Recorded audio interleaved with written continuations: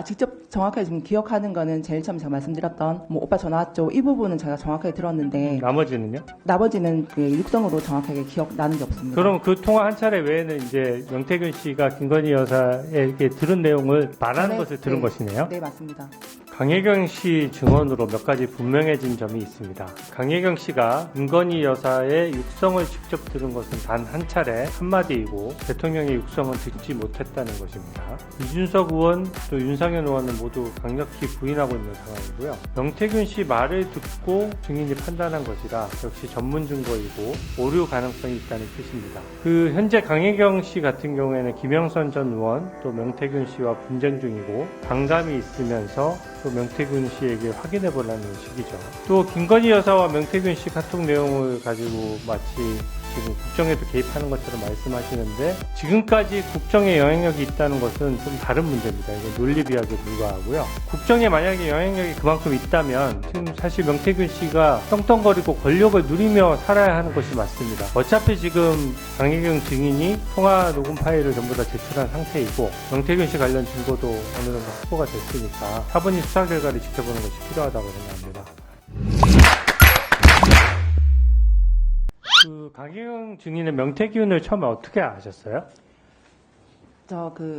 좋은 날 디자인 연구소 때 사원 모집 그 공고를 보고 입사를 하게 돼서 명태균 대표를 만났습니다. 한 몇 년도 정도래요, 그게? 2013년 정도?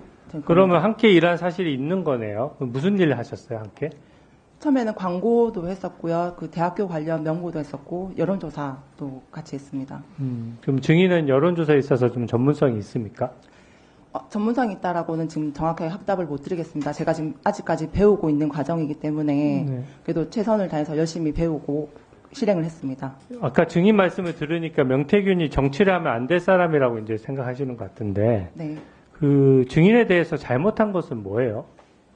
저에 대해서요? 네. 뭔가 좀, 그러니까 명태균 씨가 아까 정치를 하면 안 될 정도라고 하는데 증인에 대해서 뭐 잘못한 것이 김영선 의원을 모시고 있을 때 네. 저는 이제 명태균 대표를 모시고 있을 때는 명태균 대표의 말과 지시를 따랐습니다. 근데 김영선 의원을 모시고 있을 때는 김영선 의원의 말을 지시를 따라야 되는데 그 위에 명태균이라는 대표가 김영선 의원의 지시를 대신 저희 직원들한테 대신 지시를 했었고 그리고 지금 이 사안에 대해서도 본인이 좀 이렇게 뭐 코너에 몰린다든지 이렇게 불합리하게 좀 진행이 되면은 주위에 있는 지금 정치인들을 다 거론을 하세요. 어떻게 보면 본인을 믿고 이제 맡겼던 일들에 대해서 하나하나 다 밝히고 있지 않습니까? 네, 그러니까 피해자를 계속 만들고 있어서. 증인에게 명태균 씨가 거짓말하거나 허위로 말한 적은 없나요? 어떤 이슈든지 간에. 지금 뭐 이제 급여 증인을 지급 속였다든지 그런 적은 없어요? 급여 지급 관련해서 이제 예전에 제가 그 대표로 있을 때 이제 뭐 언제 줄게 날짜를 이제 번복을 한 적은 있어도 지금 거짓말을 했다든지 이런 건 정확하게 떠오르는 게 없습니다. 네. 지금 김건희 여사 목소리를 직접 들은 것과 명태균으로부터 전해 들은 것을 좀 섞여서 아까 말씀하셔서 좀 구분을 해볼게요. 네. 명태균의 생계를 챙기라고 한 것은 김건희 여사의 육성을 직접 증인이 들으신 건가요? 아니면은 명태균으로부터 전해 들은 내용인가요? 명태균 대표로부터 전해 들었습니다. 네. 그리고 좀 이상한 점이 명태균이 공이 크고 정권 창출에 어느 정도 상당한 공이 있다 그러면은 연봉이 수억 원 단위인 공공직위도 많거든요. 근데 네. 세비 중에 절반하면 500만 원 정도잖아요. 네. 근데 증인의 최초 인터뷰 내용을 저도 봤는데 김영선 의원과의 다른 정상관계는 남아있을 가능성이 전혀 없습니까? 명태균 씨하고 정산을 다 마쳤습니다. 네, 다 마쳤나요? 네, 따로 다 마친 상태라. 네. 그 김건희 여사 육성을 이제 여러 차례 한 통화를 여러 차례 들었을 수는 있는데 이 통화한 게 김건희 여사랑 명태균 씨랑 통화한 것이 몇 차례나 되는 것 같아요? 증인이 들었을 때는? 제가 그냥 제 생각으로만 직접 들은 거요. 직접 들은 거는 음성 들었을 때 네. 각각 개별 통화로 몇 통화나 되는 것 같아요? 직접 정확하게 지금 기억하는 거는 제일 처음 제가 말씀드렸던 뭐 오빠 전화 왔죠. 이 부분은 제가 정확하게 들었는데 나머지는요? 나머지는 들은 그 육성으로 정확하게 기억나는 게 없습니다. 그럼 그 통화 한 차례 외에는 이제 명태균 씨가 김건희 여사에게 들은 내용을 말하는 것을 들은 것이네요? 네, 맞습니다. 네.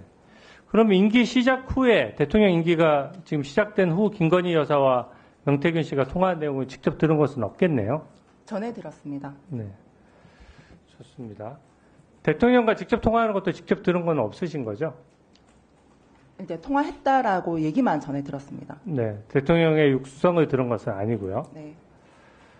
그 아까 여론조사가 조작된 것인지 아닌지 윤석열 후보에게 보고했는지 여부는 증인은 모른다고 하셨는데 맞습니까? 그러니까 조작을 했다라고 얘기를 하면서 보고한 내용은 제가 알지는 못하지만 증인 입장에서는 뭐 직접 가지 않았으니까 네, 모르는 근데 것이죠. 결과 보고서는 보고를 했는 걸로 저는 알고 있습니다. 네. 그 증인 입장에서는 여론조사를 누군가 먼저 명태균 씨한테 시킨 건지 아니면 명태균이 먼저 알아서 여론조사를 하고 보고하는 것인지 증인이 정확하게 구분할 수 있나요? 위치상?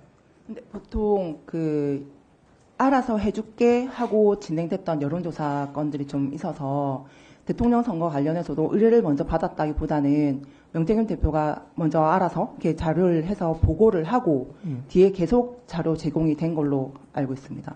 그러면 먼저 명태균 씨가 증언을 하다 먼저 여론조사 하게 되면 금액의 정산 문제는 네. 금액의 정산 문제는 먼저 협의되기는 좀 어려운 구조네요. 처음부터는 이렇게 가격이 정해지진 않았고 돈을 받아올게 주려고 한다 내역서를 뽑아라 해서 제가 그 금액들을 책정을 해서 내역서를 줄였습니다. 네. 그 하승수 증인께 좀 하나만 좀 여쭤보겠습니다. 하승수 님께서는 계속 그 특활비의 관리 감독이 엄격하게 생각하시는 것 같은데 김정숙 여사 옷값 관련해서도 이제 특활비가 문제됐을 때 제가 인터뷰한 내용을 봤거든요. 제가 봤을 때는 그 옷값이야말로 특활비를 직접적으로 사용됐을 개연성이 상당히 높아 보이는데 특활비 전문가로서 어떻게 보십니까? 저는 뭐 모든 대통령들의 그 특수활동비라든지 특정한 목경비, 업무처지비 같은 그 대통령실 예산 사용 내역은 다 공개되고 검증을 받아야 근데 된다고 생각합니다. 관봉봉투였잖아요. 그러니까 예, 지금도 이제 윤석열 대통령실의 특수활동비 관련해서 지금 김정수 소송을 여사 접근하고 있고요. 예, 예. 그러니까 이제 저는 뭐 정권의 문제가 아니라 이거 정치적인 문제로 보지 말고 국민 세금을 제대로 썼는지 안 썼는지 그리고 국민 세금을 투명하게 공개해야 되는데 공개를 안 하고 있는 것이 타당한지 그런 관점을 접근하시면 좋을 것 같고 저는 역대 어느 대통령이든 간에 기록이 남아 있는 것들은 이 세금 사용과 관련해서 다 공개되고 검증되는 것이 저는 타당하다고 생각합니다. 네, 수고하셨습니다. 강혜경 씨 증언으로 몇 가지 분명해진 점이 있습니다.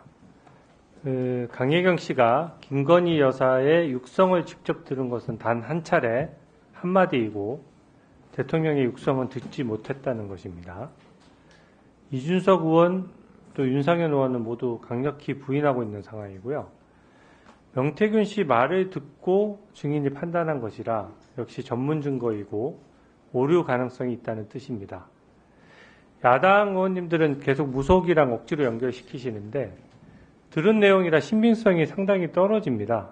아크로비스타 아파트 준다는 내용도 좀 허황되고요. 그 현재 강혜경 씨 같은 경우에는 김영선 전 의원 또 명태균 씨와 분쟁 중이고 반감이 있으면서 또 명태균 씨에게 확인해 보라는 식이죠. 또 김건희 여사와 명태균 씨 카톡 내용을 가지고 마치 지금 국정에도 개입하는 것처럼 말씀하시는데 그 카톡이 있었던 시점은 대선 선거 기간임을 감안해야 합니다. 선거에서 돕겠다는 사람에게 그 사람이 마음에 들지 않거나 설사 또 좀 부족한 점이 있더라도 후보자나 그 가족은 자신을 낮추고 겸손하게 하는 것이 당연합니다. 야당 의원님들도 아마 선거 치러보셨기 때문에 당연히 그럴 것이라고 생각하고 지금까지 국정에 영향력이 있다는 것은 좀 다른 문제입니다. 이건 논리비약에 불과하고요. 국정에 만약에 영향력이 그만큼 있다면 지금 사실 명태균 씨가 떵떵거리고 권력을 누리며 살아야 하는 것이 맞습니다. 그런데 실제 사실관계를 보면 김영선 전 의원에게 몇백만 원 세비 월에 받아 쓴 것이 현재 상황과 좀 맞지를 않아요. 또 증언 과정에서 여론조사는 명태균 씨가 먼저 알아서 했고 사전에 계약한 것도 없었다는 사실도 밝혀졌습니다. 그래서 저는 이게 미리 결론 정해놓고 할 문제가 아니고 어차피 지금 그 강혜경 증인이 통화 녹음 파일을 전부 다 제출한 상태이고 명태균 씨 관련 증거도 어느 정도 확보가 됐으니까 차분히 수사 결과를 지켜보는 것이 필요하다고 생각합니다. 여론조사 조작 부분은 저는 여야 상관없이 또 법과 원칙에 따라 엄정하게 사실관계 규명을 하는 것은 필요하다고 생각합니다. 최근 여론조사 꽃에서 금정구청장 선거를 여론조사를 했는데 3.2%로 민주당이 이긴다고 했는데 실제 22% 국민의힘에서 이겼어요. 무려 25.2% 격차가 난 것인데 정상적이지 않습니다.